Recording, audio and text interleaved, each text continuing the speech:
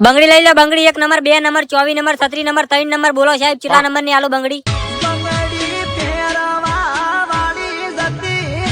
ઈ તમારામ ખોમી છે બાકી આ બંકાની બંગડી પહેરેલું બૈરું કોઈ દાડો એના પિયર ના જાય બોલો મંગાવું કેટલી મંગાવું બોલો ફટાફટ તું બહાર જા બંગડી મુ વેસો